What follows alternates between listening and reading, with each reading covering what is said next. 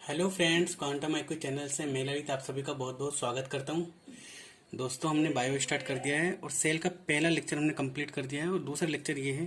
ठीक है, पहले लेक्चर में हमने जाना प्रोकैरियोटिक और यूकैरियोटिक कोशिकाओं के अंदर क्या डिफरेंस होता है, और आज हम स्टार्ट करने वाले जंतु कोशिका और पादप कोशिका के अंदर क्या डिफरेंस है। ये कोशिका का एक बेसिक डायग्राम है, हम पहले इसको हल्का सा समझ लेते हैं।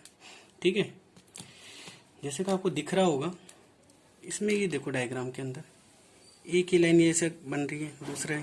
तो ये जो ये वाली होती है ना, बाहरी वाली, इसको कोशिका भित्ति बोलते हैं और अंदर वाली को कोशिका झिल्ली। ठीक है, ये सेल वॉल है और ये सेल मेम्ब्रेन। देखो, जो पादपों की कोशिकाएं होती है ना, उसमें सेल वॉल उपस्थित होती है, और जो मनुष्य की कोशिकाएं होती है जैसे हम है, उसमें कोशिका भित्ति नहीं होती। कोशिका भित्ति सेल वॉल, वॉल से समझ रहे हो आप भाई, कोई दीवार। जैसे पेड़ पौधे, उनका तना देख रहे हो आप, कितने कठोर होते हैं वो क्यों होते हैं? क्योंकि उनके कोशिका भित्ति पाई जाती है। ठीक है, हमारे में नहीं पाई जाती। ठीक है, इसलिए हम बिल्कुल, हमारा जो शरीर है बिल्कुल नाजुक, बिल्कुल मुलायम रहता है। और बाकी इसके थोड़े बहुत, जैसे देखो, राइबोसोम पार्ट है, कोशिका द्रव है, लाइसोसोम है, केंद्रक है, बीच में एक सेंटर जैसा पाया जाता है, उसको केंद्रक बोलते हैं। इसके ऊपर एक और ऐसी झिल्ली बनी होती है, इसको केंद्रक झिल्ली बोलते हैं। और ये आपको दिख रही होगी ऐसी कुछ डिजाइन सी, इसको अंदर प्रत्युत जालिका, और एक माइट्रोकॉन्ड्रिया होता है, गोल्जिका होती है, और लवक होते हैं। वैसे बहुत सारे पार्ट होते हैं कोशिका के, लेकिन हमारे को जो हमारे जो कंपटीशन लेवल एग्जाम में आएगा, हमें उतना ही जानना है। ठीक है, तो हम आगे बढ़ते हैं। ये हम सबसे पहले देखते हैं, कोशिका भित्ति के बारे में जानते हैं। ठीक है, जिसको सेल वॉल बोलते हैं। कोशिका भित्ति केवल पादप कोशिका में पाई जाती है। जंतु कोशिका में, जंतु कोशिका मतलब हम, हमारे में नहीं पाई जाती। पहली चीज, कोशिका को निश्चित आकृति में सुरक्षा प्रदान करती है। देखो, कोशिका भित्ति ही हमारे को सुरक्षा प्रदान करती है। ठीक है, जैसे पेड़ पौधों के तनों में कोशिका भित्ति पाई जाती है, पादपों के अंदर पाई जाती है, इसलिए वो बहुत कठोर होते हैं। ठीक है ना, इतना समझ में आया। तीसरा, जो पादपों की कोशिका भित्ति होती है वो सेलुलोज की बनी हुई होती है, फंगस की काइटिन की बनी हुई होती है, और जीवाणु की पेक्टिन की बनी हुई होती है। इतना समझ में। यहाँ पे जो एक एक चीज लिखी है वो हर एक क्वेश्चन में हमारे आया हुआ है। ठीक है, एग्जाम में आप इस लेक्चर को पूरा लो और उसके बाद आप क्वेश्चन लगाना।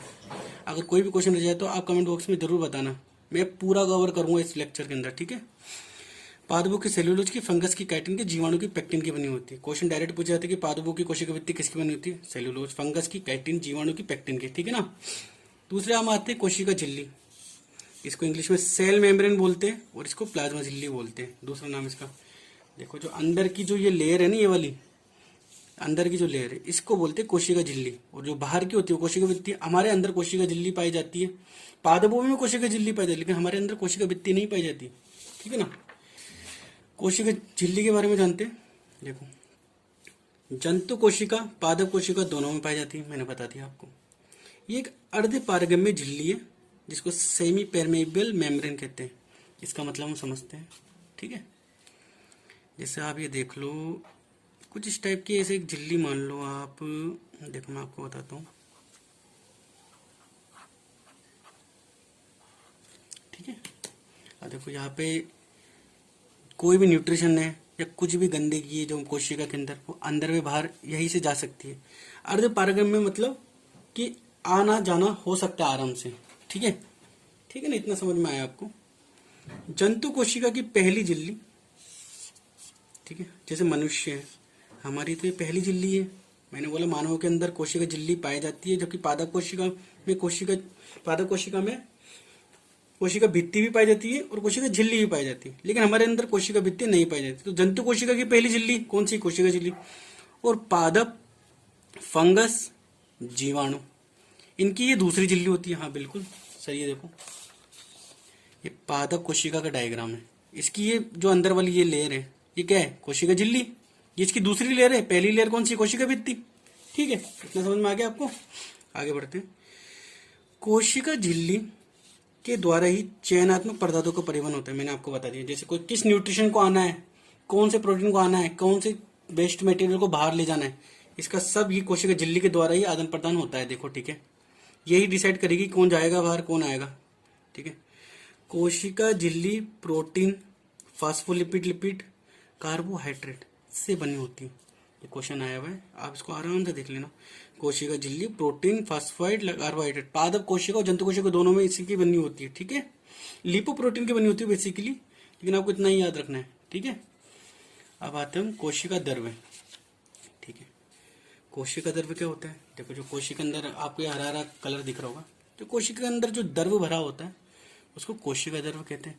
और ये जो बीच में आपको दिख रहा है, बीच में सेंटर, इसको केंद्रक बोलते हैं। केंद्रक के अंदर जो द्रव्य भरा होगा उसको केंद्रक द्रव्य बोलेगा। दोनों में मिला के हम जीव द्रव्य बोलेंगे, ठीक है ना।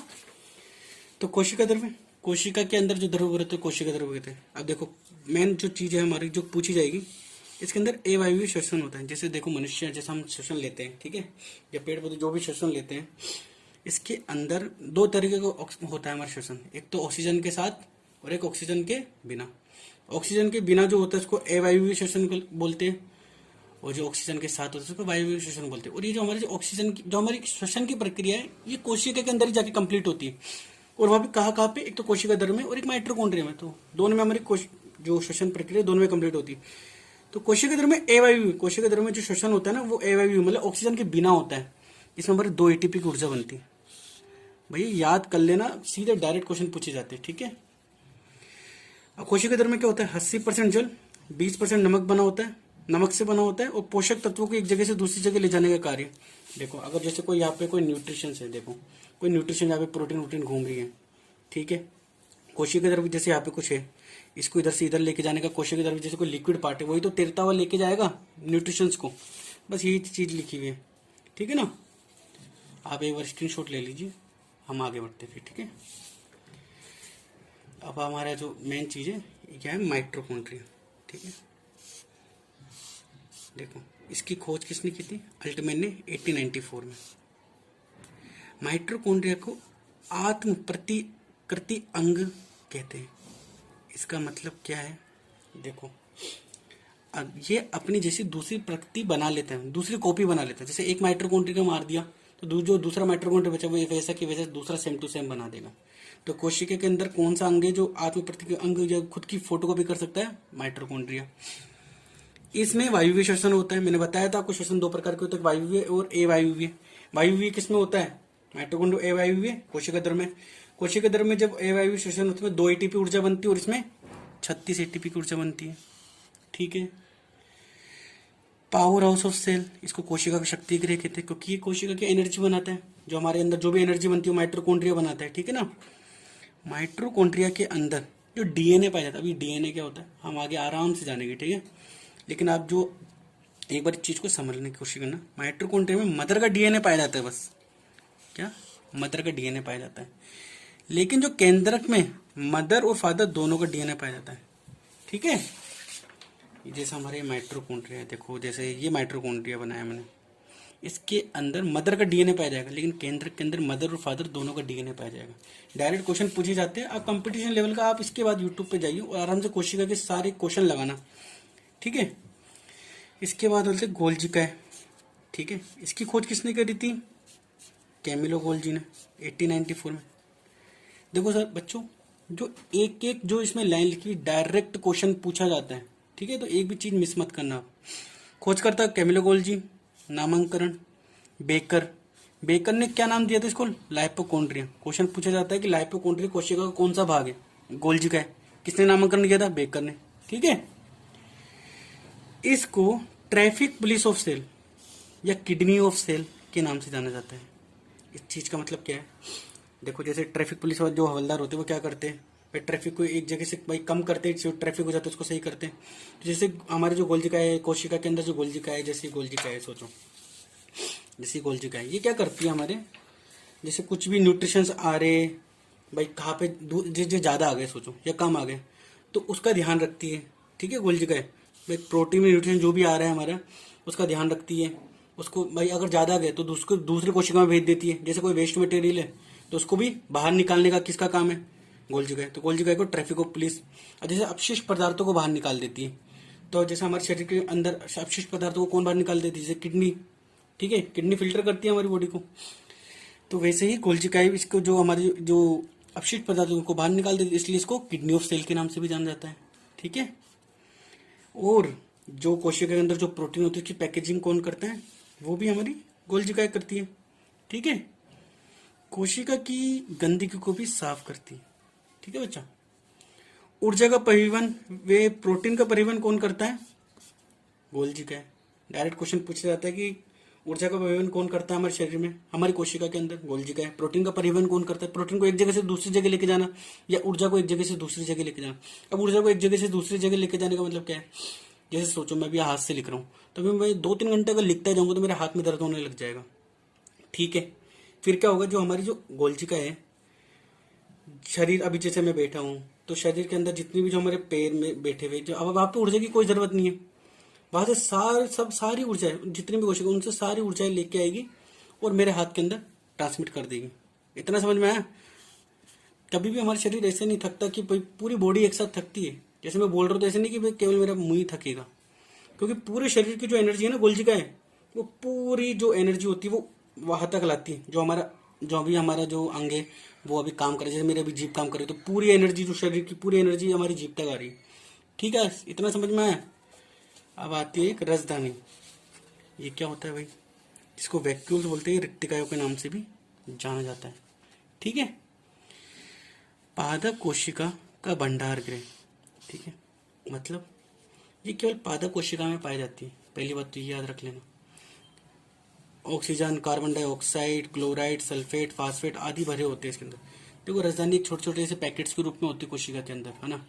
इसको पादप कोशिका का भंडार गृह बोलते हैं। इसके अंदर जो भी हमारे न्यूट्रिशन ये सब भरे होते हैं, ठीक है। आपको इतना याद रखना है। डायरेक्ट क्वेश्चन पूछा पादप कोशिका का भंडार गृह किसे कहते हैं, राजधानी रिक्तिका, ठीक है। आगे बढ़े, ठीक है। अब हमारे को पढ़ना है राइबोसोम। राइबोसोम, ठीक है। राइबोसोम, इसकी खोज करता किसने खोज करी थी, पैलेडे ने, ठीक है। देखो आपको जितने भी साइंटिस्ट हैं उन सबको याद रखने, सबके नाम, ठीक है। ये प्रोटीन का निर्माण करता है, इसलिए इसको प्रोटीन की फैक्ट्री कहते हैं। अब देखो क्यों करता है, किस लिए करता है, आपको इतना डीपली नहीं जाना। आपको कंपटीशन में आपके अगर जिसमें जो भी एग्जाम के अंदर आपकी बायोलॉजी से पूछी जाती है, उसके जिसके अंदर कोशिका का चैप्टर है, आपको केवल क्वेश्चन लगाने, आपको कुछ ज्यादा लॉजिक नहीं जाना कि अंदर की क्या हो रहा है क्या नहीं हो रहा, ठीक है। कोशिका का सबसे बड़ा अंग, सबसे छोटा अंग, सॉरी, कोशिका का सबसे छोटा अंग राइबोसोम होता है। इतनी समझ में आए आपको बात। देखो राइबोसोम भी 2 टाइप्स का होता है, ठीक है। एक होता है 17S राइबोसोम, ये छोटा होता है, और 18S राइबोसोम ये बड़ा होता है। एनटीपीसी में अभी इस बार जो अभी क्वेश्चन अभी एग्जाम होता है 2020 में, इसी से क्वेश्चन पूछे गए थे, ठीक है। यहाँ पे इतना डीप देखो, जो 17S राइबोसोम है कौन सी इकाइयों से मिलकर बना होता है, 50S और 30S। इसका मतलब क्या होता है, 50 और 30 का मतलब ऐसे मैं बोलूँ कि 80 होता है, ऐसा जोड़ने पर तो 80 नहीं, 50 और 30 इसकी इकाइयां होती है कि 17S राइबोसोम 50S और 30S से मिलकर बना होता है, और ये प्रोकैरियोटिक कोशिकाओं में पाया जाता है। प्रोकैरियोटिक मतलब जो हमारे जीवाणु होते हैं, नीलहरी शैवाल होते हैं, जो एक कोशिकीय के जीव होते हैं, उनमें 17S, और हमारे अंदर और पादपों के अंदर क्या पाया जाता है, 18S राइबोसोम। 60S और 40S इकाइयों का बना होता है। ये याद कर लेना ढंग से, ठीक है बेटा। यूकैरियोट हमारे अंदर ही पाया जाता है, और पादप कोशिकाओं में यूकैरियोट मतलब हमारे उन पादपों के अंदर। एस का मतलब क्या है यहाँ पे, सेडिमेंटेशन कोफिशिएंट। इसका मतलब क्या होता है, जैसे जल के अंदर कोई सी भी चीज हम, भाई जैसे एक आलू लिया एक टमाटर लिया, दोनों को हमने जल के अंदर गिरा दिया ऊपर एक, तो कौन सबसे नीचे जाएगा, है ना, वो सबसे भारी होगा। सेडिमेंटेशन कोफिशिएंट के सबसे जो सबसे नीचे जाएगा वो सबसे भारी होगा। इसका मतलब ये होता है, इसका मतलब, ठीक है। अब हम आगे बढ़ते हैं, लाइसोसोम। लाइसोसोम के बारे में जानते हैं। लाइसोसोम क्या होता है, देखो इसकी खोज करता किसने खोज की थी इसकी, डी डुबे 1958। आपको ईयर याद नहीं रखना, डायरेक्ट आपको साइंटिस्ट के नाम ही पूछे जाते हैं, ठीक है ना। लाइसोसोम के अंदर हाइड्रोकोलिक एंजाइम भरे होते हैं। देखो मैं आपको समझाने की कोशिश करता हूँ, देखना, ठीक है। ये जैसे ये लाइसोसोम है, इसके अंदर ऐसे भरे हो गए हाइड्रोक्लोरिक एसिड, ठीक है। जब जैसे ही हमारी जैसे कोशिका से एक कोशिका से जैसे दूसरी कोशिका बनी, तो वो पहले छोटी होती है, वो डेवलप नहीं होती, ठीक है। जैसे बोले तो जैसे बच्चा एक छोटा होता है, तो उस टाइम पे क्या करती है, कोशिका को बिल्कुल ये ध्यान रखता है, कौन, लाइसोसोम। कैसे करता है, इसके अंदर हाइड्रोक्लोरिक एसिड बढ़ता है, जितने भी हमारे कोशिका के अंदर बैक्टीरिया आते हैं, वायरस आते हैं, उन सबको मार देता है लाइसोसोम, ठीक है भाई। जब कोशिका विकसित अवस्था में होती है, जब वो बड़ी होती रहती है, तब तक तो ये बैक्टीरिया को मारता है, लेकिन जैसे ही कोशिका बड़ी हो जाती है, वृद्ध हो जाती है, कोशिका किसी काम की नहीं होती तब ये क्या करता है, वृद्ध कोशिकाओं को लाइसोसोम पूरी तरह से नष्ट कर देता है। कैसे नष्ट कर देता है, लाइसोसोम एक चीज से मान लो, ये लाइसोसोम है, इसके अंदर हाइड्रोक्लोरिक एक बिल्कुल ऐसे हाइड्रोक्लोरिक एंजाइम से भरे होते हैं, एसिड टाइप का। जैसे ये थैली फोड़ देगा खुद को, तो पूरी कोशिका खत्म हो जाएगी। ठीक है, इतना याद है आपको। लाइसोसोम को क्या बोलते हैं? आत्म, देखो लाइसोसोम को इसलिए क्योंकि पूरी कोशिका को खत्म कर देता है। देख लो इसमें इतनी ताकत, इसलिए कुछ सुसाइडल बेग, और हिंदी में बोले तो आत्महत्या की थैली भी कहते हैं। ठीक है भाई, जो रक्त के अंदर आरबीसी डब्ल्यूबीसी जो होती है हमारे, वो हम ढंग से पढ़े, लेकिन अभी आप हल्का से इतना जान लो कि जो रक्त के अंदर आरबीसी में होती है ना, लाइसोसोम नहीं पाया जाता। रक्त की आरबीसी में लाइसोसोम नहीं पाया जाता। इसका देखो आरबीसी का जो कार्यकाल होता है 120 दिन का होता है। ठीक है, जब आरबीसी मर जाती है ना, तो वो कहाँ पे जाके मरती है? तिल्ली के अंदर। तिल्ली जिसको हम प्लीहा बोलते हैं, इंग्लिश में प्लीहा, हिंदी में तिल्ली। तो आरबीसी का कब्रिस्तान किसको बोलते हैं? प्लीहा को। चलिए आज की क्लास में हम इतना ही रखते हैं। ठीक है, हमने अभी माइटोकॉन्ड्रिया, गोल्गी काय, राजधानी, कोशिका भित्ति, कोशिका झिल्ली, कोशिका द्रव्य, राइबोसोम, लाइसोसोम, ये सब हमने पढ़ लिया है। चलिए मिलते हैं हम अपनी अगली क्लास में। क्लास पसंद आई हो तो लाइक शेयर जरूर करें, और अगर अभी तक आपने हमारे चैनल को सब्सक्राइब नहीं किया है तो जरूर जाके सब्सक्राइब करें। ठीक है, जब तक के लिए जय हिंद।